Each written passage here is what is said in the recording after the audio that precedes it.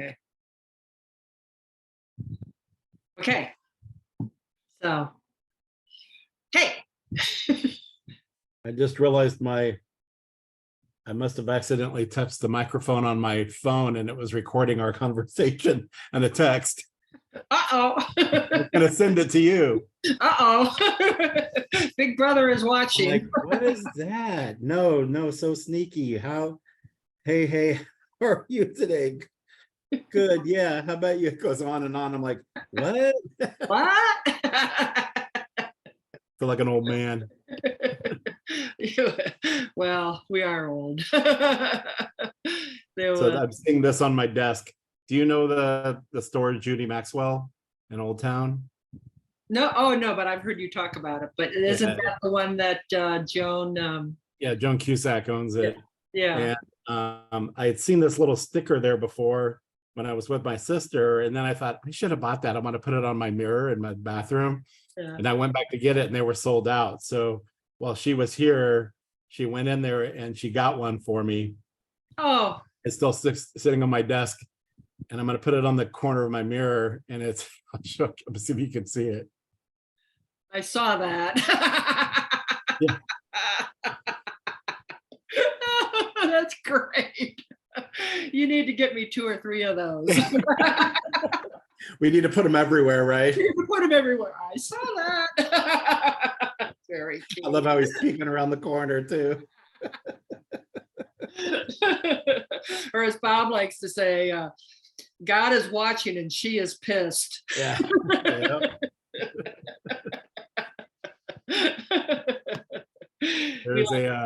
There was an old it was Mad TV. I was gonna say SNL, but it was Mad TV. And there was a spoof. Do you remember? We don't see them much anymore or at all anymore, but do you remember they used to do, especially late night, they would do all the ads on TV for albums for records that you buy? Well, no, I think they still do. I think they still do those. Well, don't make records. They're not records. They're not records, but whatever they are. Yeah. But you know what would be like the best of Engelbert Humperdinck and all that. They had a skit on Saturday Night Live one night. Every piece of music ever written. Yeah, right. I remember for that 1999.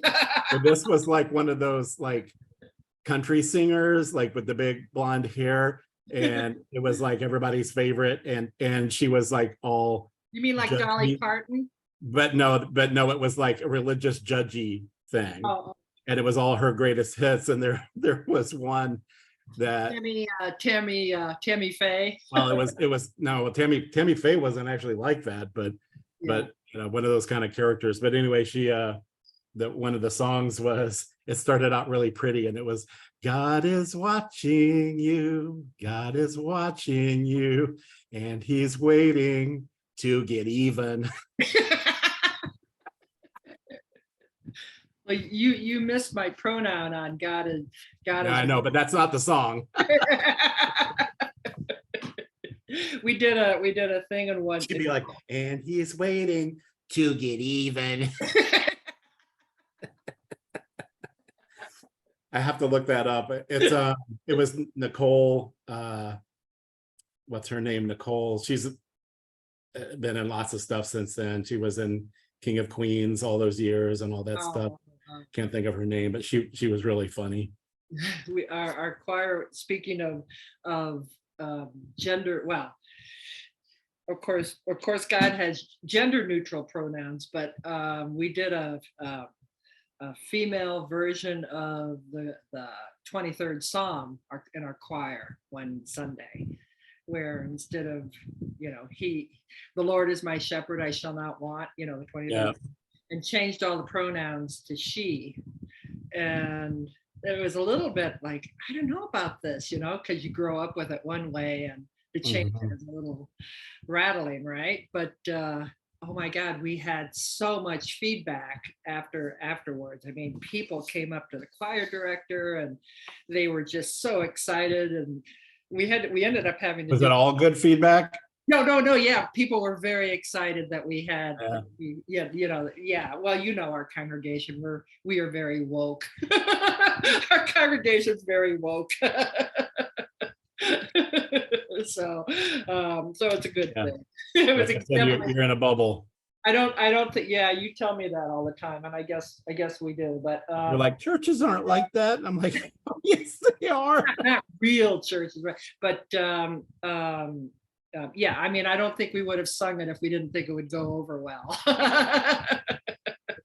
Right? I mean, you don't want to sing stuff that's going to piss off people. Or It maybe happens. you do. I don't know. Maybe you do. It happens. Yeah. Yeah. So, well, Your hair's getting long.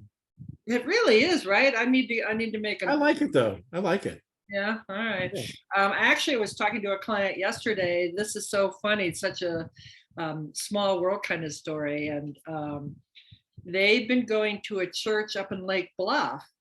I think can't remember, community church. And they don't have a space. They don't have a brick and mortar building.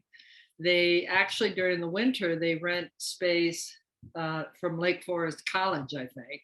They meet in a chapel in Lake Forest College, but during the summer, they meet down on the beach at Lake Bluff Beach. That's kind of cool. Yeah. Isn't that cool? Yeah. And she said, there's no committees or anything. Apparently, it's very informal, although Any baptizing going on? I mean, there has to be some committees because apparently they set up a big tent and chairs and and everything for people to come on Sunday morning down on the beach. But Tent revival. right, yeah, I know, right? So they obviously have to organize that. I mean, they don't just mysteriously show up one Sunday morning and disappear again. But yeah, so I don't know. That sounded real. I mean, it sounds really cool. Well, if it was in Lake Bluff, they probably just hired somebody to do it for them. Well, good point. And she did say that. She said that they seem to have plenty of money to do stuff. I think. Yeah. And they apparently get musicians to come and sing during the service, and names, probably people that live in the area, that kind of stuff. But yeah, Or they import them from Nashville or whatever. There you go.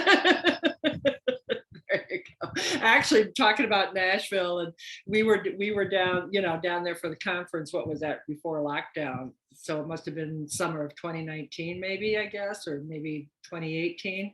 Amy Grant performs on Sundays for them. Well, you remember we went to the Compass conference down in Nashville. Yeah. When's that, 2018? But Well, anyway, you went. I didn't. Yeah. what? Oh, you didn't go? Oh. Well, You don't remember that I wasn't with you? sorry. But Glad to know it makes such an impression that you don't even know when I'm there or not.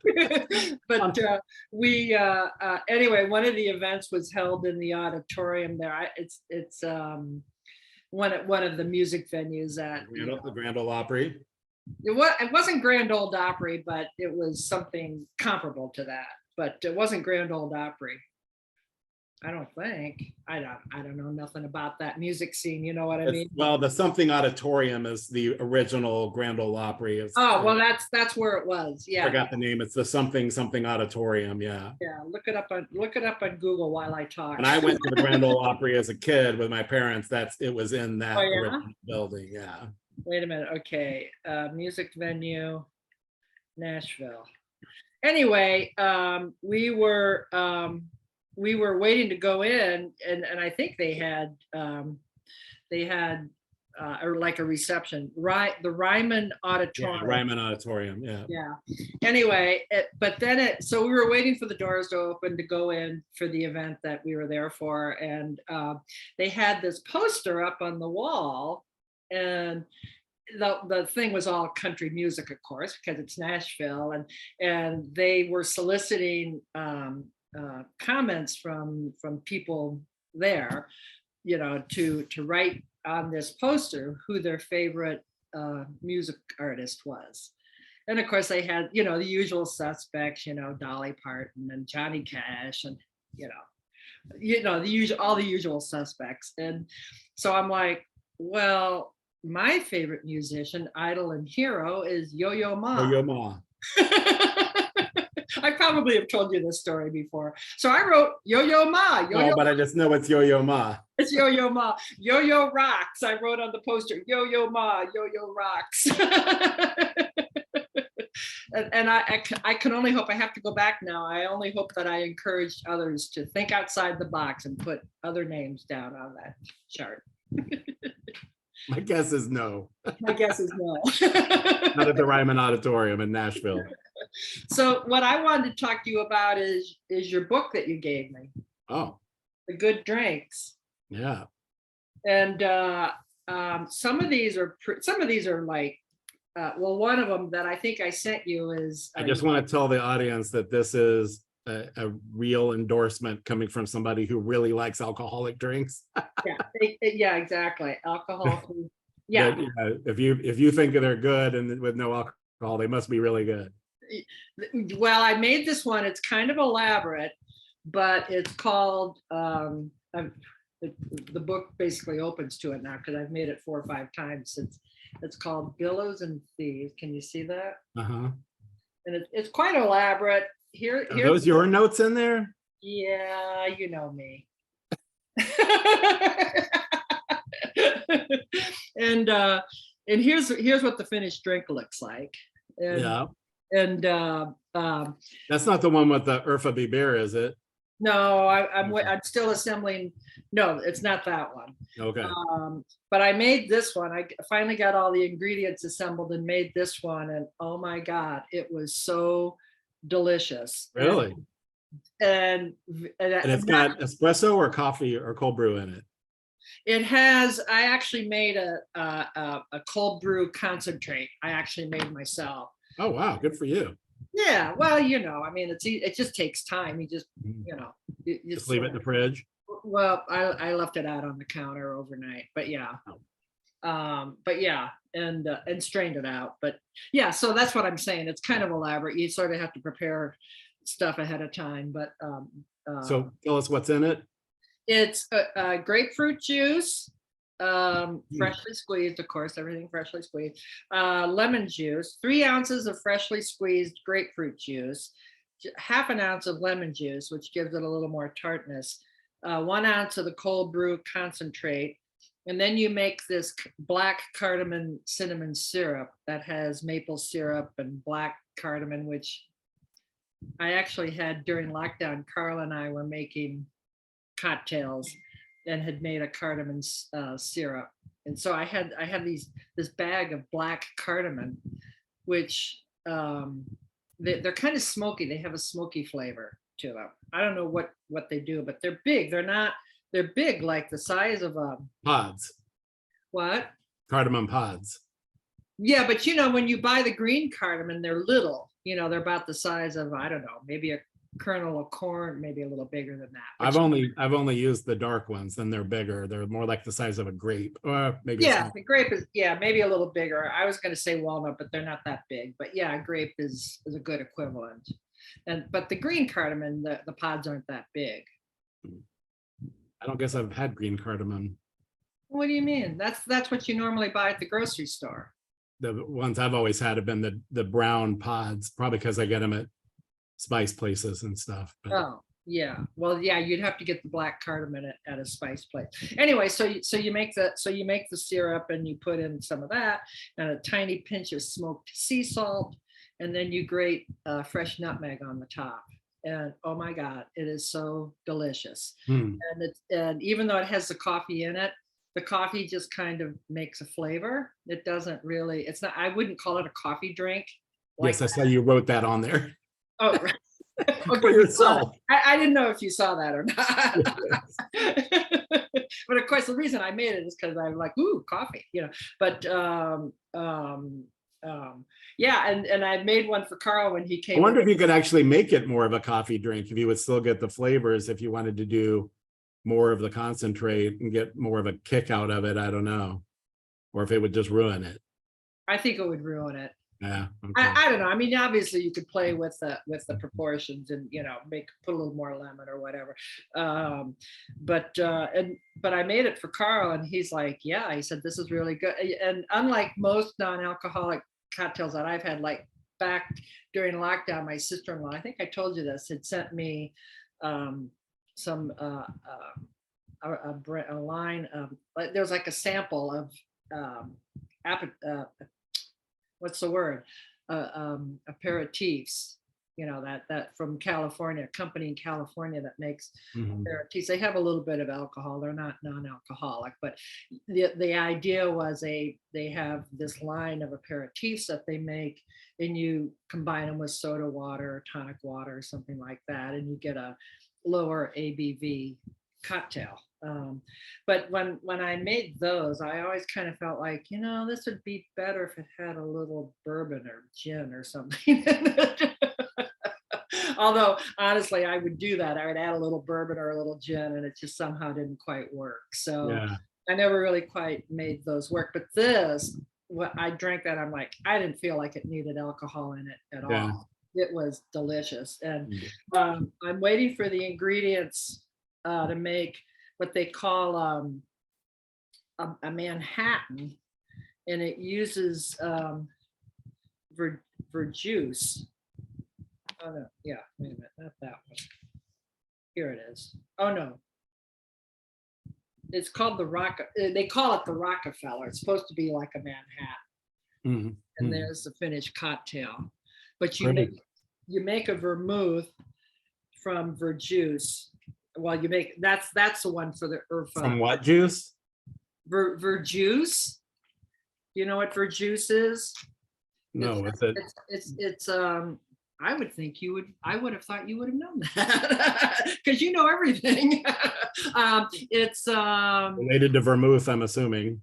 no, it's actually a cooking ingredient. It's grape juice, but not sweetened. It's oh, let me see. Where does she explain what verjuice is? Hold on. Now I have to look it up. But it's like um, I don't know verjuice. Never heard that term. they have a they have a red one, and they have a white one made from red grapes or white grapes, and it's actually verjus for juice. I think that's how you say it. Oh, Okay, here she explains it here. unless it's French and it just be verjus. Yeah, maybe, yeah, but No, I've never heard that. And it's and the it's the and juice most of of grapes. Okay, the juice of grapes not yet ripe enough for wine production. because I was saying most of the grape juices I've had are not sweetened, not those grape juice drinks are, but that not the but yeah, that's different though. That's it's like the juice, the It grape never says, got sweet. right, verjuice has a more mature vibe than plain old grape juice.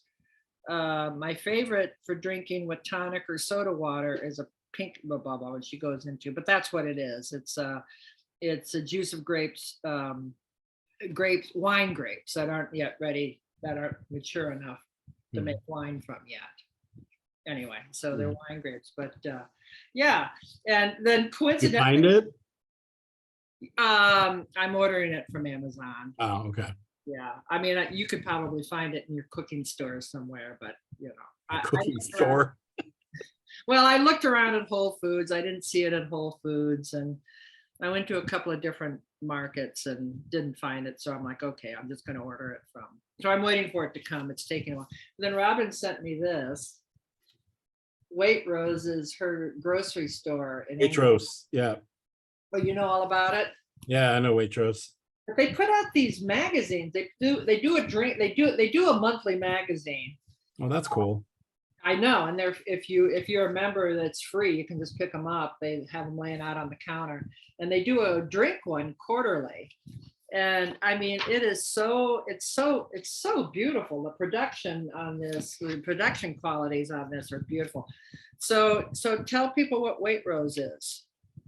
Waitrose. Not Waitrose. Waitrose. Oh, Waitrose. Waitrose. Yeah, Waitrose. Yeah. So It's one of the big three of the British supermarket chains that are all over the country. yeah, I think they're all over the uh the Commonwealth, but I think they're up well, in that could be. Well, Scotland and Ireland too anyway, but they're kind of like they're sort of on a par with, I would say, Mariano's before when Before Mariano Mariano's got bad. Yeah. got bought by Kroger, yeah. When it was the real Mariano's. But yeah, they're not quite Whole Foods, but they're pretty, they So, have. so just FYI, I put in Verjuice into Instacart, that shops at like 40 or 50 stores. And the only thing that came up, and I don't know if they've got it or not, is Benny's. So it's like they Interesting. consider it like a wine drink or something, not a, Oh. so it would be at your store, not my cooking store. It'd be a Oh, alcohol interesting. store. Okay, so it is a cocktail I mean, it is considered a cocktail, but it's not an alcoholic. Yeah, but I'm saying it's like it knows what it is, and it's Okay. sending me to Benny's. Now, whether Benny's has it or not, but it's Oh, it's obviously I bet that considering Benny's it down as at, a, I bet that Benny's down in Goose Island does, because they got everything. yeah, maybe. That's But like in any case, it's seeing it as like a wine beverage, not a cooking ingredient. Yeah. Oh, okay. All right, gotcha. But yeah, so their whole thing, what's kind of interesting, I don't know, I think maybe the universe is sending me a message here, because they have a whole article in here about lower ABV drinks and non-alcoholic cocktails. Yeah. So I'm like, oh, okay, so this is my summer. Well, you're having fun with it. That's really cool. I'm having fun. So here, I thought this was an interesting. Yeah. So their point being is that Well, have you seen too the ads for, I think it's Meiomi, the Meiomi wines, MEIOMI? no. I've seen them around for a long time, but either I just wasn't paying attention, or they're now marketing it differently, but they're wines for people who love to drink wine, but they're low alcohol. Uh-huh. Oh, okay. And they're starting to advertise more about, like, somebody's got a work event in the morning, so they're drinking Meiomi, or because they want to be out and they want to drink, or they want to have wine or whatever. But Well, so that's it's kind of the whole concept behind the aperitifs, right? well, I don't know if people go out drinking aperitifs for a night with their friends, but they probably no. I mean but that's kind of the whole culture, is that you get like, oh, I don't know, I don't think we have an aperitif culture. Maybe in Europe or something. Yeah, I think they do more in Europe, and it's Yeah. it's kind of starting here. But this article talks about the younger generation, not our generation, is very much not into going out and having a wild night out on the town. Yeah, tell that to all the club goers out my apartment Well, every night. but what they meant by that comment about it's not a well, you're going to drink or you're not going to drink. It's the idea that, okay, you may have a cocktail, but then you'll switch to either an aperitif, or maybe something completely non-alcoholic. Or maybe you'll have a night of drinking and another night of not mocktailing. Yeah. Right. Yeah, exactly. So it's kind of nice. I mean, I think it's nice that there's alternatives. Yeah. And somebody who has an issue with alcohol doesn't have to feel. And it makes me think too, like, I mean, I drink, but not that often. And I've gotten in the habit of, I mean, a good habit mostly, of I'm the one that doesn't drink. So when all my friends are drinking, I'm the one that can drive us. I'm the one that drove the boat last week. I'm the one that, so I went and did the training. So even when my sister comes back with all her friends, I'll be the one driving the boat. Cool. That's one way to get yourself invited. Well, yeah, but so I always just have water, you know what I mean? But it would be nice. It would be kind of cool if I'm going to go sit by the pool with them, or go out with them, or even if something to take with me in the ice chest, is to actually make a fun, mocktail or something, with different, fruits and stuff. See, now you're going to want your book back, but you can't have it back. I've marked it up now. It's mine. You made sure of that. I made sure that you can't have a, but I mean, almost every recipe in here, she has, if you want to batch up, like, so you can take it, like you said, down to the pool or whatever. Yeah, right. Make a picture of them, and yeah, it'd be kind of fun. Yeah, I could make a carafe of them to throw in the cooler, that kind of stuff. Yeah. right, Yeah, right. fun. Yeah. So anyway, big excitement this weekend coming up for anybody that's a sailor is the Mac race starts on Saturday. So They're called the Mac race. the race to Mackinac Island. It's not called the Mac race. No, it's not called the Mac race. Of course, it's called the Mac race. What do you call it? That's not the official name. That's not the official name, but that's what everybody I calls know, it. but you got to tell people what. If you're telling them, you got to tell them what it is. Oh. The Mac race doesn't mean anything. It's You a don't know race. what it It's a Chicago Yacht Club has sponsored. It's 112th sailing race to Mackinac Island, and they start Saturday, and God willing, they all arrive there sometime on Monday. Usually Monday night are the first boats get in, and during Are the you night. going? No, actually, no. It'll be a zoo. Mackinac Island will be a zoo, but it's the event for anybody sailing in the Chicagoland area, any sailor. So, and the yacht club will be a zoo too. But my dad was a So sailor. if you were planning on hanging out at the yacht club this weekend, it's probably not the best time. Probably not the best time to hang out down there unless you're into that. I'm sure that's what you were doing. No, my dad sailed the Mac race when I was a kid, and of course I kind of grew up on boats. My dad was a sailor, and we lived on base, but we were out on the sailboats probably 3 or 4 times a week during the season. So yeah, it's always fun. Anyway. All right. Well, I think we're over time. Yeah, we're over time. Too much talk about good drinks. Have a good week, everybody. The weather's All right. gorgeous. Get out there and enjoy it. Bye, everybody.